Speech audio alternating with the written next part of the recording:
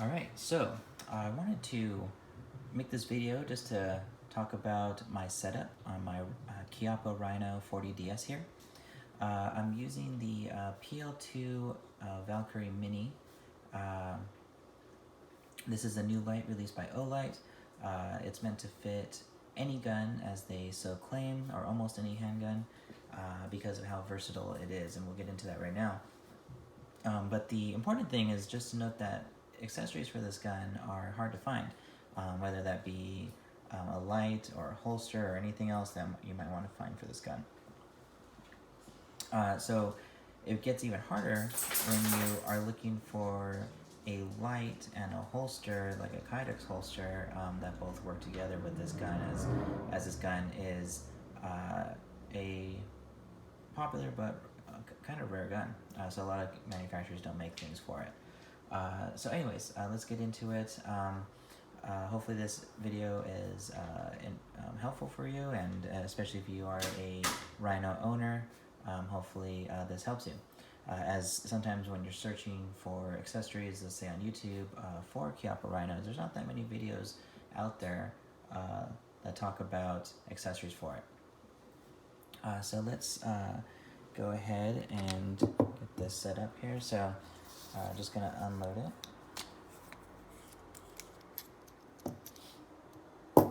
So these here are the Underwood Extreme Defenders and 357 Magnum that I have for this handgun. So anyways, see that we're clear.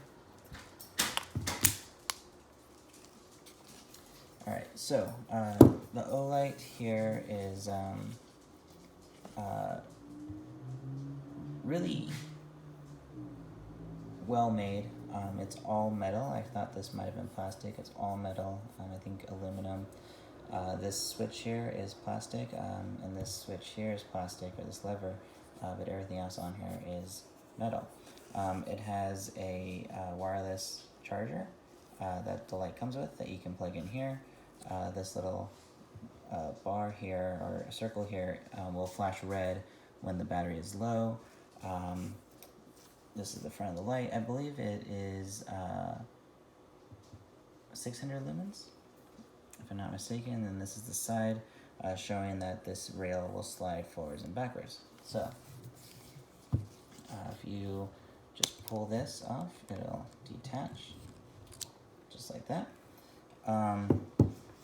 Now, what's interesting about this light is not only this ratchet system here, which allows you to move this forwards and backwards to fit a wide range of guns, but this rail system here also expands, if you can see that.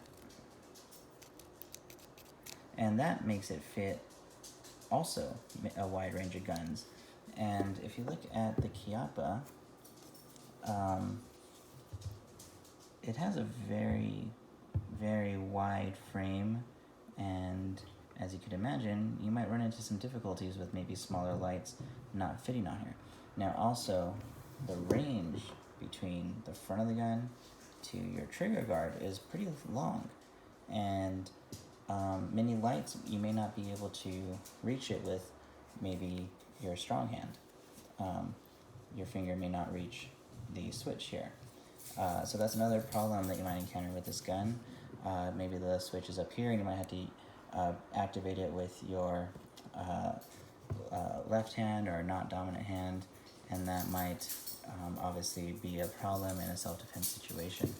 So obviously you want this to be as easy as possible to activate, and to fit the gun properly.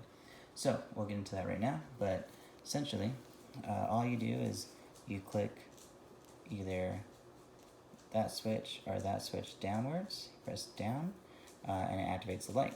It's just a simple on and off. There is no strobe on here.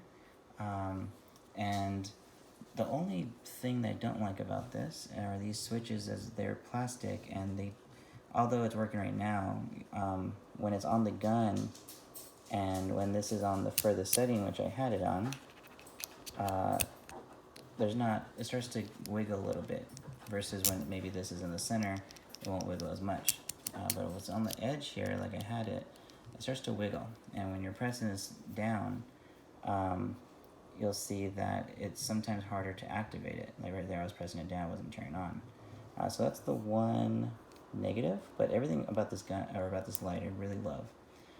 So anyways, I'll show you how it fits on here. It's really simple. This here, you want to press in to expand, so it fits the gun. And I put it on the last rail there, and then it's on, again, the furthest setting, sliding backwards. And then you latch it on, and this is ready to go.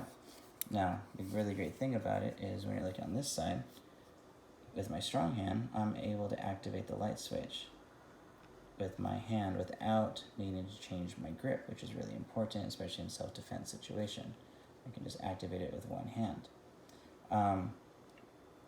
Now, the downside is, like I said, when you activate it, it's working right now, but you'll see that the light moves a little bit, and it makes it takes some practice, but it makes it a little bit difficult to activate that switch. So now that I practiced with it over the course of a few days here, turning it on and off, I'm able to kind of now know how much pressure I need to put to activate that. But it is quite a bit of pressure, and that is the one downside. I think an improvement would be to make this metal, make the tolerances between this rail and the bottom, especially on the furthest setting back, tighter, so that you have less wiggle to maybe no wiggle in the light. And that would make this, I think, help make this activation of the switch a little bit easier to activate. But essentially this is the best combo, I think, for this firearm. Another good example of a light that fits this gun well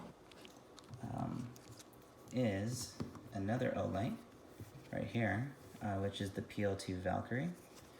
This one is really great. I normally leave this on my rifle, but this one is 1200 lumens. It's significantly brighter. Now this also has strobe. If you press these two together, you get a strobe, which is also good in a self-defense situation. And that's, you know, a couple pros that this has over the Mini there. But it also fits well. If you put it on here, latch it on, it's nice and snug. I really like it. But when you look here, I can't reach. And maybe if you have bigger hands, you'll be able to, but I'm just a little shy of that. So to activate it, I would have to use my weak hand when holding, which is okay. You can obviously get used to that, but it's, for me, not preferred. And also, it is significantly bigger and wider than the PL2 Mini there. So for concealment purposes, this might make it a little bit more difficult. And versus the Olight Mini, it's a lot thinner, a lot smaller. You can see the size difference there. It's quite drastic. To the front, quite drastic. So for concealment purposes, I would say that this is probably the better option, just depending on what your needs are. But put this back on. That is essentially what I wanted to show, and kind of help others out there with maybe that have this gun or another model of the Chiappa Rhinos. They're looking for accessories that fit. Now, of course, most lights will fit this gun as it has a standard rail system, but one that reaches this far back to the trigger guard is going to be hard to find, especially one that's good quality. Is going to be difficult. Now, the hardest part is finding a holster that matches this gun and this light, and that's what I have for you guys next. That'll be the next video. I did find that combo, and so I will make a video on that once I have that holster, and showing you how it all fits. It is a Kydex holster, and honestly, it's hard to find a holster on its own without a light for this gun. It's very difficult, especially a good quality one.